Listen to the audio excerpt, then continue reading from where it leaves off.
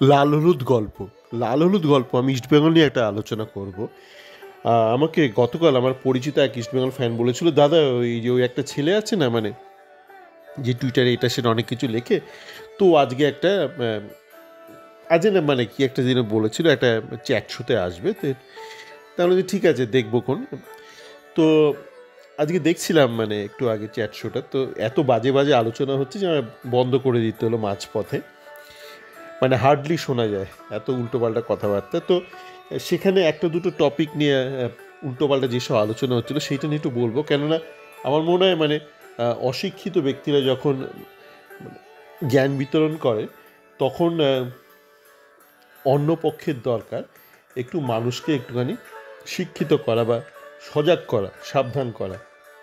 তো সেই বিষয়ে যাওয়ার আগে আমি বলবো যে আমি যে কথাটা বহু আগে বলেছিলাম, যখন পুরীর দীঘার জগন্নাথ মন্দিরে গোড়াপত্তন নিয়ে ঘোষণা করা হয়েছিল এবং সেই মন্দিরের দায়ভার কাদের হাতে থাকবে, দায়িত্ব, তখন একটা কথা বলেছিলাম যে এটা একটা স্ট্র্যাটেজিক ডিসিশন এবং কি কি কারণে এটা আর রিলিজিয়াস ট্যুরিজমের আঙ্গিকে একটা চূড়ান্ত একটা থ্রেট করবে পুরীর টেম্পেলকে, মানে বিজনেস থ্রেট, রিলিজিয়াস ট্যুরিজম। সেটা তখন বলেছিলাম, তখন অনেকে বলেছিল দাদা মানে পুরী পুরী দীঘা দীঘা, আমি বলে সব ঠিক আছে, কিন্তু এখানে একটা ব্যবসার ব্যাপারও একটা আছে রিলিজিয়াস ট্যুরিজমে। তো এখন আপনারা নিশ্চয় অনেকে ব্যাপারটা বুঝতে পারছেন, মানে ইস্কনে যে ভাইস প্রেসিডেন্ট তিনি ব্যাপারটা সুন্দরভাবে বুঝিয়েছেন। মুখ্যমন্ত্রী এখন দেখছি বিভিন্ন মিডিয়ার সামনে যখন কথাবার্তা বলছেন সেই একই ব্যাপারগুলো বলছে। এইটা একটু মনে করে দেওয়ার একটাই কারণ যে লজিক আপনি যদি ইসমাইলের ক্ষেত্রে বোঝেন, আপনি দীঘা টেম্পলের ব্যাপারেও বুঝবেন, আপনি অন্যান্য ব্যাপারেও বুঝবেন লজিকের ব্যাপারটা। তো আপনি একদম ইস্ট বেঙ্গলের ব্যাপারে আসি। তো সেখানে আমার বাড়ি থেকে একসময় বলা হলো এটা বন্ধ করতে, মানে এক এক ব্যক্তি সে হঠাৎ করে বলল যে আই লিগে অনেক প্লেয়ার আছে, তারা মানে খুব একটা ভালো খেলতে পারে না কিন্তু খুব হার্ড ওয়ার্কিং, মানে পরিশ্রমী। মানে বাড়ি থেকে আপত্তি হলো, এগুলো কে কারা এই ধরনের কথাবার্তা বলছে? তো আমি বললাম না, এরকম একটা ছেলে আছে, সে এজেন্টের হয়ে দালালি করে। তো একটু জাস্ট শুনছিলাম মানে সে কি বলছে। যাকে মানে আর কিচ্ছু লাগবে না, মানে খুব পরিশ্রমী কেউ হলেই চলবে। মানে আপনার ধরুন ডাক্তার, আপনি খুব পরিশ্রমী কোনো ডাক্তারের কাছে যাবেন, মানে যে ডাক্তারিটা জানে তার কাছে যাবেন না, যে খুব পরিশ্রমী প্রচুর মানে যে পেশেন্ট দেখে কিন্তু ভুলভাল চিকিৎসা করে তার কাছে চলে যাবেন। এবং ফুটবল খেলাটা জানতে হবে না, মানে পরিশ্রমিক কেউ হলে চলে যাবে। এর চেয়ে পরিষ্কার বলাই ভালো, আমি দালাল, আমার কাছে কিছু মাল আছে, কিছু খাজা মাল আছে, তারা খুব মেহনতি খাজা মাল, তাই লাগবে নাকি। তো যাকে আমরা যে ব্যাপারটা আসি সেটা হচ্ছে সেখানে দেখছি এটা আলোচনা হচ্ছিল যে ইসমাইল পেয়ারা কেন তো কাঠ খায়, লাল কাঠ খায় বা হলুদ কাঠ খায় বা খেয়েছে, মানে রিসেন্ট টাইমস অন্তত এই বিগত মরশুমে খেয়েছে, প্রচুর কাঠ খেয়েছে। মানে অনেকে বলছে দেখুন মানুষ ভুল বলে দুটো কারণ, এক হচ্ছে অজ্ঞতার জন্য, আরেক হচ্ছে যখন তার পেছনে একটা কুমতলব থাকে। মানে ফুটবলের ক্ষেত্রে বলবো, মানে সে যখন এজেন্টেরও দালালি করছে। তো এই ব্যাপারে একটা পুরনো, জানি না আপনারা কেউ মানে ভিভ রিচার্ডসের খেলা যারা দেখেছেন, সেই ওয়েস্ট ইন্ডিজের ব্যাটসম্যান ভিভ রিচার্ডস। তো ভিভ রিচার্ডস যখন খেলতো তখন ওয়েস্ট ইন্ডিজে মানে কিছু দৈত্য মার্কা কিছু ফাস্ট বোলার ছিল, সে বিশাল বিশাল তাদের মানে চেহারা, মানে কার্টলি অ্যাম্ব্রোস থেকে শুরু করে জোয়েল গার্নার, ম্যালকম মার্শাল, বিশাল বিশাল। আর ওদের বিশাল মানে একগাদা ছিল, মানে সবসময় ওদের ফার্স্ট টিমের 4টে থাকতোই, আর ওদের মানে রিজার্ভ বেঞ্চে একগাদা ফাস্ট বোলার ছিল। মানে তখন তাদের একদম একদম হাইট পিক ওয়েস্ট ইন্ডিজ ক্রিকেটের। তো এই চারখানা মানে ফাস্ট বোলার একের পর এক আসতো, আর মানে ব্যাটসম্যানদের নাবিশ্বাস হয়ে যেত, মানে ভারতীয় ব্যাটসম্যানদের তো অবশ্যই তখন নাবিশ্বাস হতো। তখন যারা খেলতো ধরুন মহিন্দার অমরনাথ থেকে শুরু সবার মানে নাবিশ্বাস হতো। সুনীল গাভাস্কার কোনো মতো একটা ঠেক না দিত, সুনীল কিন্তু ভালো খেলতো। তো যেটা হতো মানে সাধারণত মানে অ্যাটলিস্ট ওয়ানডে ক্রিকেটে এই প্রথমে 4টে বোলার আসতো বিশাল, তো এর সাথে পেরে উঠতো না, অন্তত ভারতীয় ব্যাটসম্যানরা পেরে উঠতো না। তো তারপর মানে আসতে হচ্ছে আপনার এই ভিভ রিচার্ডস বল করতে, সে স্পিনার বল। তো মানে তার আগেই 4খানা ফাস্ট বলে এত চেপে দিত যে নিরীহ অফ স্পিন করতো আপনার ভিভ রিচার্ডস। তো ওই অফ স্পিনটাকে মারতে গিয়ে একের পর এক উইকেট খোয়াতো।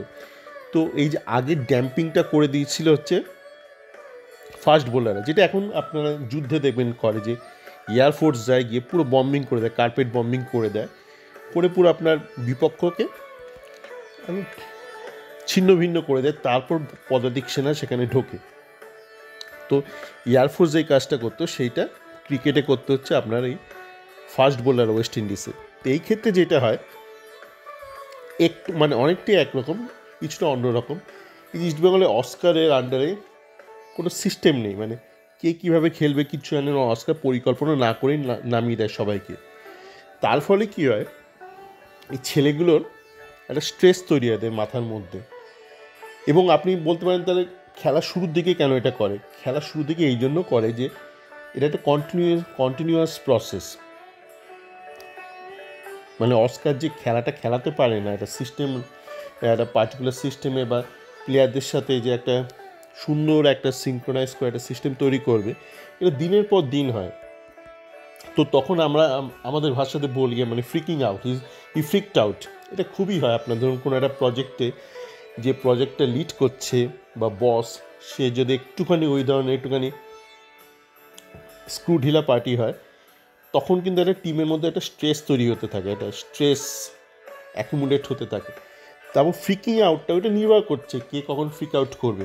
অনেকে শুরুতেই ফ্রিক আউট করে, অনেকে মনে মনে খিস্তি মারে, কিন্তু এই ভেতরে একটা স্ট্রেস তৈরি হয়।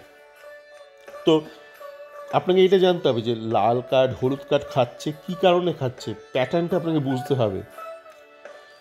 তো আপনি কিছু থাকে টেকনিক্যাল কারণে খাচ্ছে, তো যখন দেখছেন বুঝতে পারছে না মানে টেকনিক্যাল কারণে কেন খাচ্ছে, অধিকাংশ ক্ষেত্রে সেটা যেটা দাঁড়ায় হচ্ছে তাদের মধ্যে একটা স্ট্রেস পুঞ্জীভূত হয়। এটা কোনো সাইকোলজির ব্যাপার নয়, মানে obviously it's a mental stress, কিন্তু এই মেন্টাল স্ট্রেস অ্যাকুমুলেশনটা হচ্ছে আপনার কোচ ঠিকঠাক করে টিমটাকে খেলাতে পারছে না বলে। তো ফ্রাস্ট্রেশন থেকে ভেতরে ফ্রাস্ট্রেশন, বুঝতে পারছে না কীভাবে কী করবে, সেইটা থেকেই হয়। এবং আপনারা অনেকেই বলছেন যে মানে ইসমাইল যে সাইড ব্যাক উঠলে নামতে পারে না, নামলে উঠতে পারে না।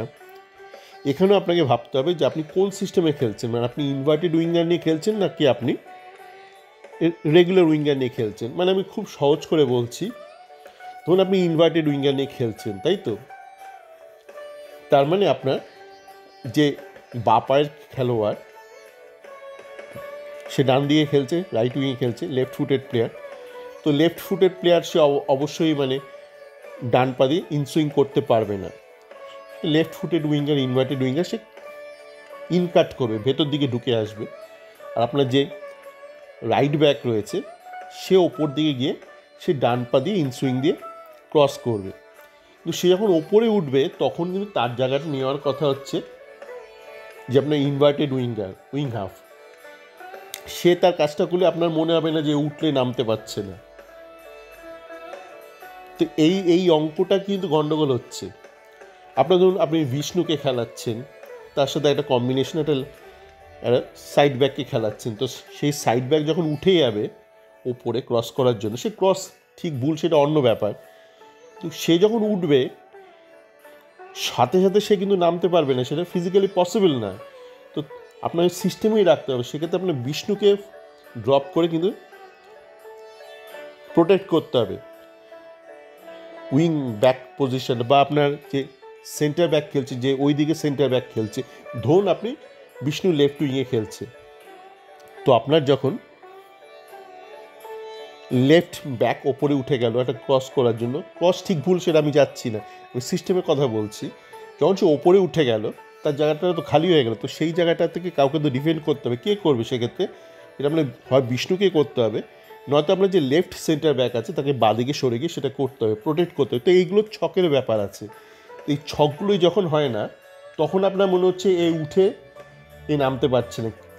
আপনি কেন বলছেন নামতে পারছেন না? আপনি এই জন্য বলছেন নামতে পারছেন না যে আপনার লেফট ব্যাক যখন ওপরে উঠে গেল, তখন একটা পাল্টা আক্রমণ হলো ওই লেফট ব্যাক ওই জোন দিয়ে, আপনি একটা গোল খেয়ে গেলেন, তখন আপনি গাল দিতে শুরু করছেন, আপনার লেফট ব্যাক উঠে নামতে পারলো না। কিন্তু ওই পজিশনটা তো তখন আপনার প্রোটেক্ট করার কথা। একটা যেই সিস্টেমে আপনি খেলুন, আপনি যদি এই সিস্টেমে খেলেন, তো আপনার লেফট ব্যাক যেহেতু উঠে গেছে, আপনার যে সেই মুহূর্তে যে লেফট উইংয়ে খেলছে, হয় সে ড্রপ ব্যাক করবে, নয়তো আপনার যে লেফট সেন্টার ব্যাক আছে সে বাদিকে চেপে গিয়ে সেটা প্রোটেক্ট করবে। তো এগুলো হচ্ছে ছকের ব্যাপার। এই ছকগুলো যখন হবে না, তখনই আপনি এখানে ওখানে ছিদ্র দেখবেন আর আপনি গালমন্দ দিতে শুরু করবেন। তো আমি আবার এই স্পেসিফিক্সে যেতে চাই না, আমি ফুটবলে একদম দারুণ এক্সপার্ট নই। আমার ওই বলেছিলাম না, আমার পরিচিত যে ইস্টবেঙ্গল ফ্যান আছে যে ইউএসএতে থাকে, সেই ব্যাপারে যথেষ্ট এক্সপার্ট। এইসব অনেক টেকনিক্যাল ব্যাপার আমি তার থেকেই শিখেছি। আমি একটু ওভারঅল মানে টোটালিটিতে একটু বেশি আলোচনা করতে পছন্দ করি। কিন্তু এখানে যেহেতু দেখলাম এই লাল হলুদ নিয়ে এত আজে বাজে কথাবার্তা হচ্ছে, হার্ড ওয়ার্কিং, তো মনে হলো না মানে একটু কিছু বলা দরকার। তো সকলে ভালো থাকবেন। আর আপাতত দীঘার মন্দিরটা আপনারা এনজয় করুন। দীঘার মন্দির যেটা বলেছিলাম, সকলের প্রবেশ অধিকার রয়েছে এখানে। সমস্ত জাতি ধর্ম নির্বিশেষে সবার অবাধ প্রবেশের অধিকার রয়েছে এখানে, বিশ্বের সমস্ত মানুষের। সকলে ভালো থাকবেন।